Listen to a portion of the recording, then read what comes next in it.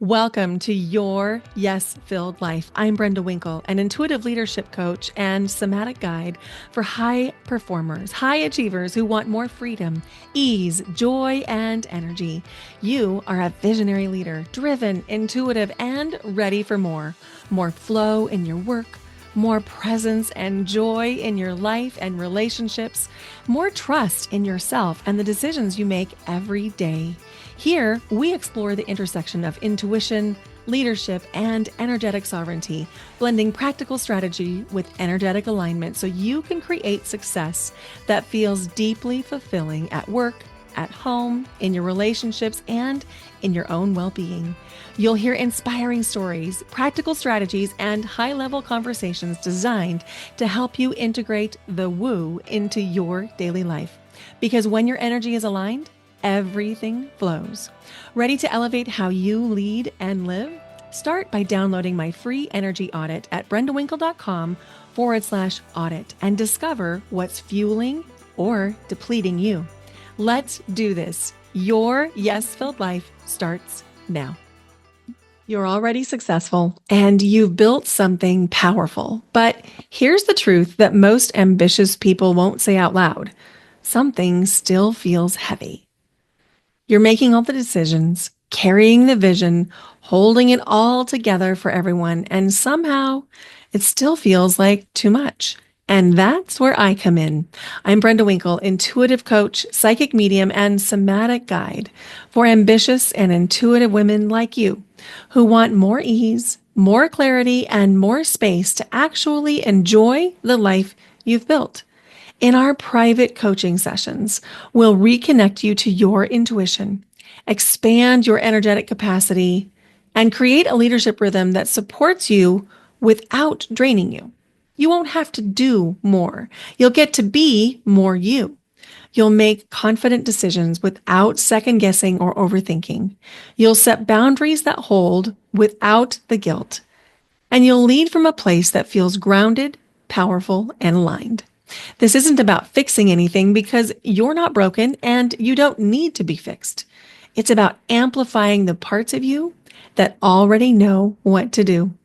If you're craving more freedom, more clarity, and a deeper sense of self-trust, private coaching might be your next right move. Go to brendawinkle.com/coaching to learn more. Let's co-create a life and a business that feel as good as they look, because you deserve to feel held too. Hello and welcome to Your Yes-Filled Life. I'm your host, Brenda Winkle. Today on the podcast, we're going to be talking about 3 things you should know as an empath. And you're going to have tools that you can put immediately into action or shifts in the way that you think as soon as you're done listening to this episode. But first, it's story time. It was May 29th, 1993, and I was getting ready for my wedding. Now, as an empath, I've always been sensitive to how other people feel because I don't just know how someone else is feeling, I feel it in my body as though it's my own. In fact, it sometimes used to be very confusing what was my emotion and what was somebody else's emotion. So that day, I put on my wedding dress in the nursery of the church basement, surrounded by children's books and blocks, Legos and dollhouses. My sister and my mom were with me, and my maid of honor was there too. And it was kind of strange being in a room built for children with child-sized chairs and tables and toys, dressing in what was a pretty glamorous wedding gown. And the disconnect the disconnect was sort of setting the stage. As I walked out of that nursery, I walked into the big gathering room in the middle of the church basement, and it had cold tile floors, the square tiles that looked like linoleum but were very hard. And I could feel and hear the kitten heels of my white satin shoes click on the tile as I walked. And I walked to the very back of the room, which was at the bottom of the stairs, where my dad was waiting for me. My sister and my mom gave me a hug, and my maid of honor, or my bridesmaid gave me a hug, and They all went up the stairs and were getting ready to be escorted down the aisle. And my dad and I walked up the stairs after them. And once we got to the top of the stairs, my dad reached out his arm. He sort of tipped his elbow towards me so that I could link my hand inside his arm. And then he squeezed my hand with his other hand.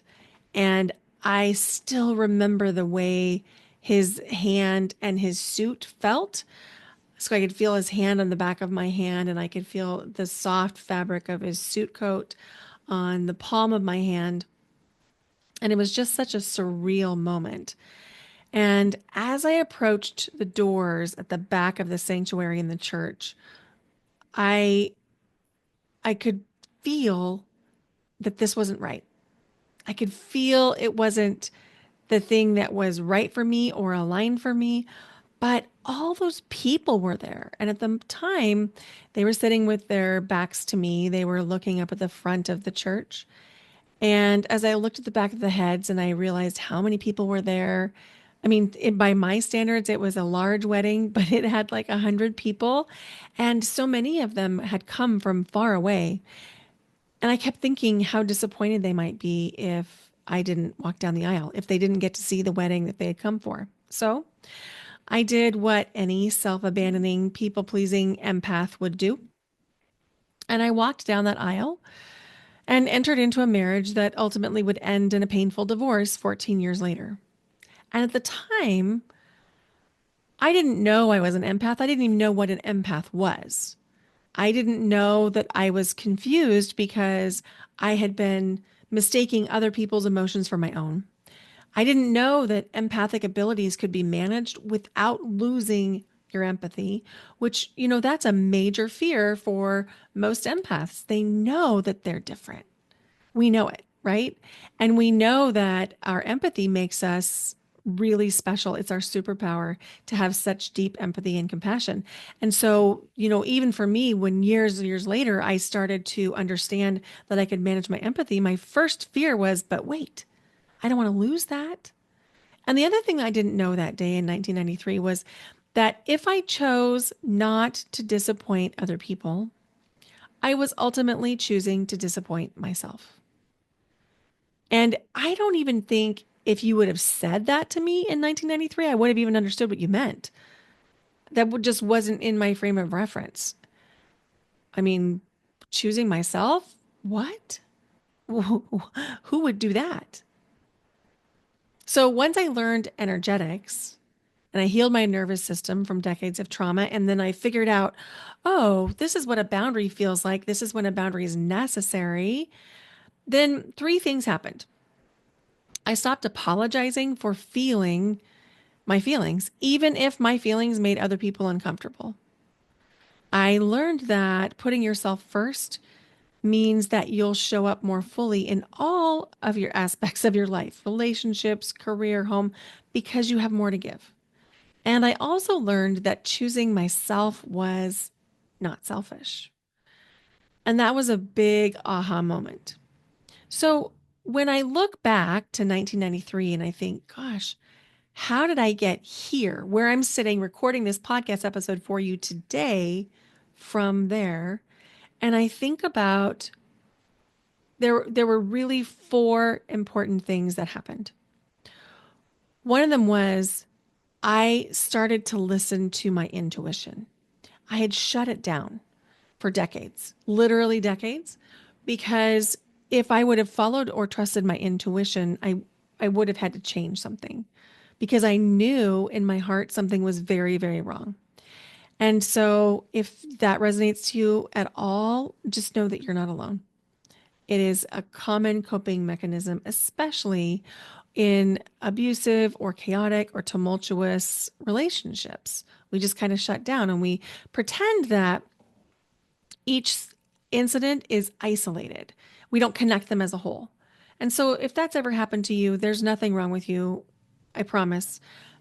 And also invitation to bring that intuition back online. So number one was I started to listen to my intuition.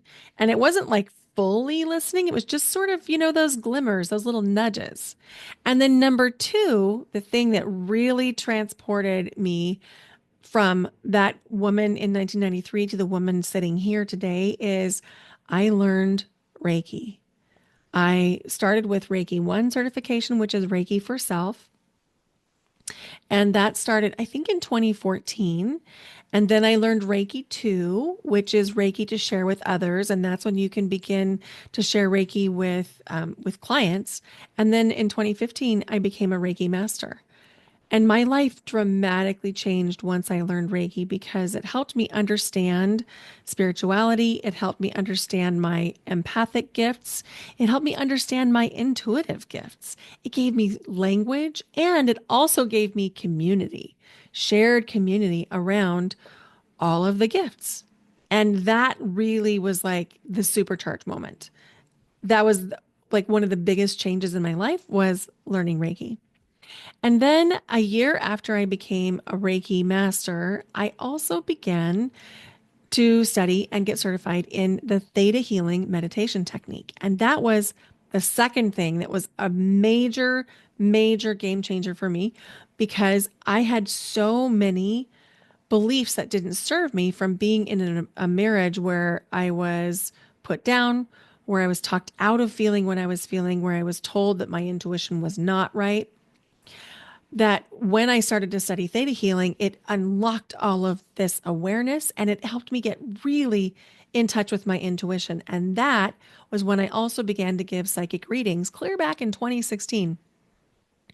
And it was very much under the table. Like you had to know me personally to get a psychic reading, or you had to be on my email list. It wasn't something I talked openly about. And then I became a certified card reader around that time too. And that's another another one of those kind of under the radar kinds of things that maybe you didn't know about me. But when I think back, so I started to trust my intuition, then I got certified in Reiki, then I studied theta healing meditation technique, and my life really, really changed. And over the course of those years, when I was just practicing and offering Reiki and theta healing, I completely changed my life. And it was absolutely wonderful. And then it changed again when I became certified in trauma informed breathwork in 2022. Because the healing process that happens when you practice breathwork is like up leveling in a massive way. And so those three things together, the Reiki, the theta healing, and the breathwork, were massive, like life changing parts in my life. Now, as I'm working with clients, I am in awe of their bravery, their courage, the way that they continue to show up for themselves, the way that they're doing the work. And I'm also noticing that there are some really simple things that they could be adding to their daily practice that would help catapult them further to the next level in an easier way. And those things are using daily Reiki, daily meditations, and daily breath work.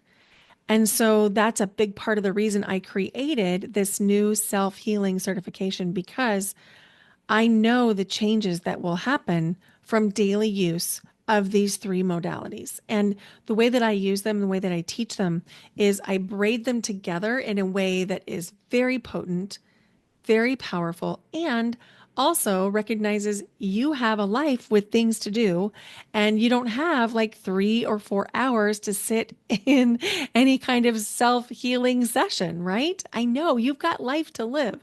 And so I have created this with great intention because I created it for myself first. I knew I needed this as part of my daily rituals, part of my daily life. And let me tell you, it really has made an incredible difference. You know, I think of each of these things when I added them to my life, the Reiki, the theta healing, and the breath work. It's like it wasn't a new chapter in my book, it was a new book. It's that profound. And it probably is true that I had done so much healing work that by the time I got to breath work, I was really, really ready for the transformation that breathwork offered me. But I will have to say that breathwork was the absolute game changer. And again, it could be all the work I did before that, but breathwork like blew the doors off of the trauma that I'd still been holding on to that I didn't realize I was holding on to. It helped me release stuck emotions. And most importantly, it helped me get out of my own way and change the beliefs and the self talk that was really, really holding me back. And I had done a lot of that work inside theta healing, which is the meditation technique. And oh, by the way, I want to say I'm not teaching you theta healing meditation technique. That's not what I'm teaching you. What I am teaching you is a way that you can braid meditation with Reiki and breath work. And that's why I'm calling it a self healing certification instead of like theta healing meditation technique, because that is actually a copyrighted modality. That's right. You could get certified in the theta healing meditation technique if you wanted to, but that's not what I'm teaching. So when I think about the thing that I want for you, I want you to be able to move the needle on your own life. I want you to be able to find the places where you have beliefs that aren't serving you and patterns that are keeping you stuck. And that happens on the daily. And what I mean by that is we can move a lot of energy in a session, in a coaching session, in a breathwork session. We can move tremendous amounts of energy. And that can even happen in a somatic coaching session. And if you were to add self healing practices to the work that you're already doing, it's like adding gasoline to the fire because it's in the daily consistency that real transformation becomes apparent. So, yes, you can get massive transformations if all you want to do is come into coaching or breathwork sessions and have me hold space for you. Seriously, you could get massive, massive results. In fact, people do. They get life-changing results. I talked about my client Katie in last week's session. My client Ali Novitsky, she is so successful, and it is so exciting to watch her continue to grow and evolve, and to watch her business change and grow and evolve with her and her way of thinking. And she's emotionally regulated in all new ways. So all that's to say, there's still profound transformation that comes from the one-on-one work that I offer. And if you had a way to be able to do little minute pieces of that work on your own every day, would you want to? And I can tell you that I do. I do it every day where I do some combination of breathwork, Reiki, and meditation. And so when I think about what I really wanted to offer you for this self healing certification, I wanted it to be something that was bite sized in the sense that I wanted you to be able to get massive results in a short amount of time. And so that's why I structured it to come over 6 weeks. Now, it's not 6 literal weeks because we're going to take off the week around the 4th of July. So it's actually going to take place closer to 10 weeks, but there'll be 6 weeks of active work. There'll be 2 weeks dedicated for Reiki, 2 weeks dedicated for breath work, and 2 weeks dedicated for meditation for busy minds. And then we're going to put it all together, and you'll end this with 3 certifications. One certification in Usui Reiki, that's a type of Reiki, one certification in breathwork for self, and one certification for meditation. And that's meditation for busy minds. So here are signs that this might be a good fit for you. If you still find yourself holding breath in high stakes meetings, you smile and you stay composed, but you feel that tightness in your chest the moment you get ready to meet. Or maybe you ignore your gut and you override it with signals, just telling yourself, I just got to get through this. Maybe you're waking up at 3 a.m. replaying conversations. And that might be you're replaying words of a client, words of a friend, wondering if you overexplained. And then you find yourself in a doom scroll on your phone because you just need to discharge some of that pent up emotion. Or maybe you're absorbing energy from clients, coworkers, and family, and you walk away from conversations that don't seem outwardly emotional, but you feel like you just ran a marathon. You're not quite able to explain the exhaustion that you feel.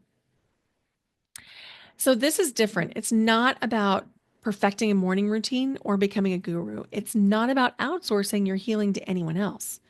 This is about regulating your nervous system, restoring your energy, and reclaiming your power. So let's talk about 3 things that you can do right now today, whether or not you decide to pursue the self healing certification. Okay, so number 1 is get better sleep.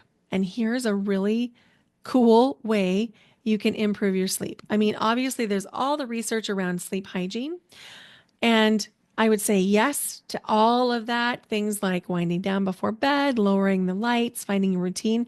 But here's something that you can do, even if you're not Reiki attuned, that will make a big difference. Because even if you're not Reiki attuned, and let me explain what that means that we open up the chakras in your palms of your hand so that the Reiki can more easily flow through your hands.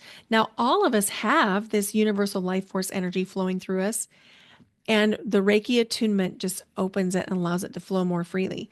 So if you were to place the palm of your hand over your heart, this would be the palm of one hand over your heart, then place the other palm on your forehead, where the palm of your hand is just above your eyebrows, touching that third eye point.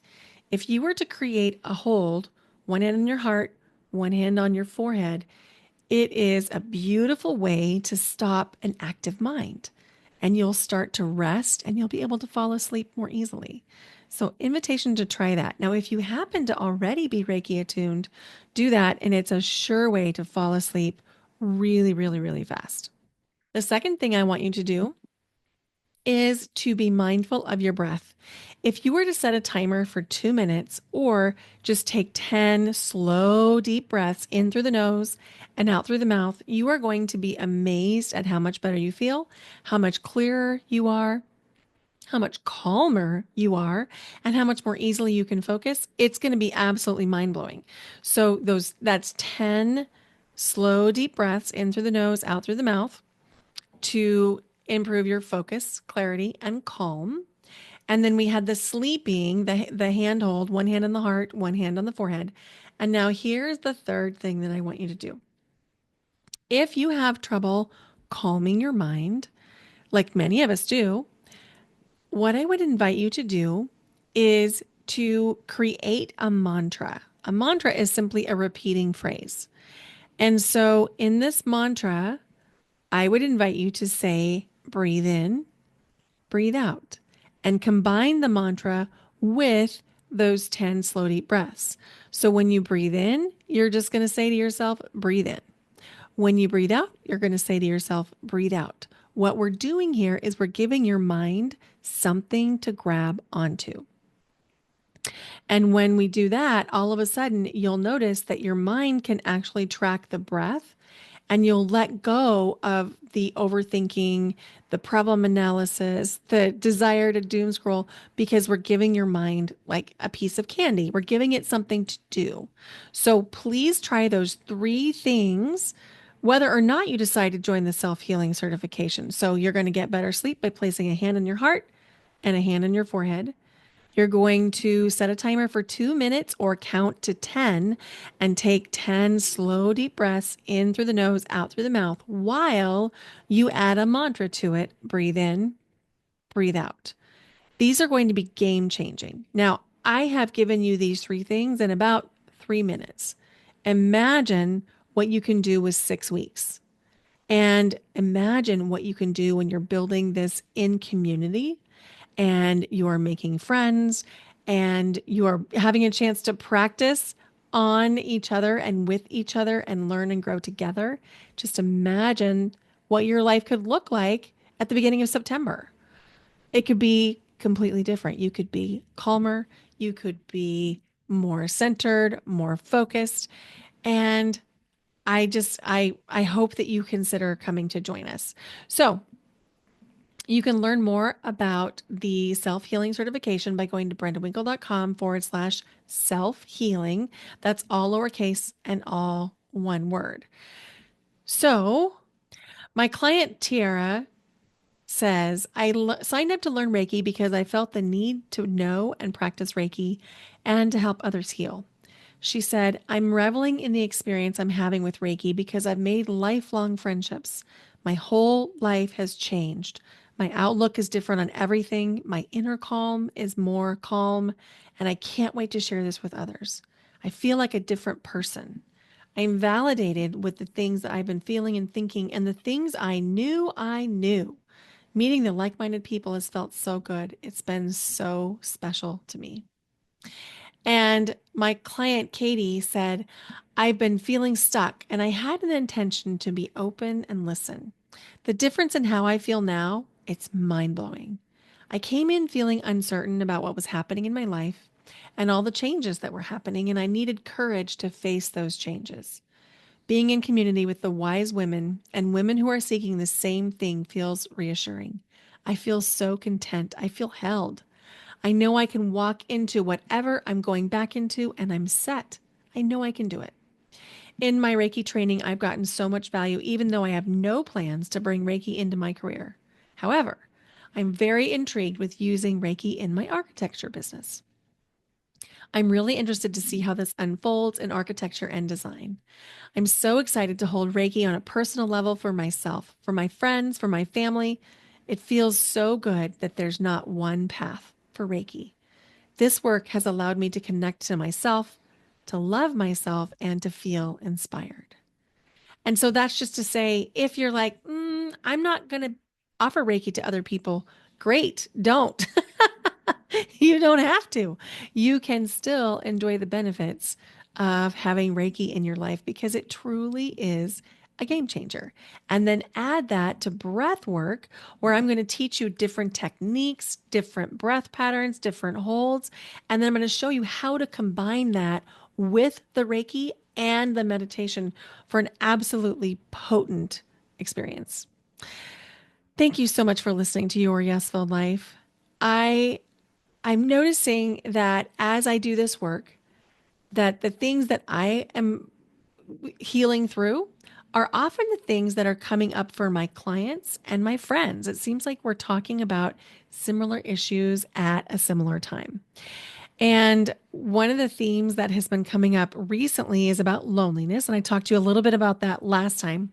And the theme for this week is how can we be more authentically ourselves, and how can we tell our truth in a way that it can be heard by our loved ones in a way that might reduce or minimize the potential for conflict? So that's what we're going to be talking about soon on the podcast.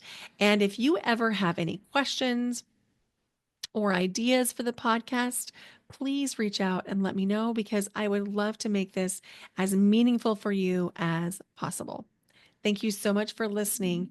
If you enjoyed this episode, would you please consider going right now to give the podcast your 5-star rating and review? It would mean so much and be so helpful. And if you really love this, please share it with a friend. Thanks for being here. Bye for now. Until next time.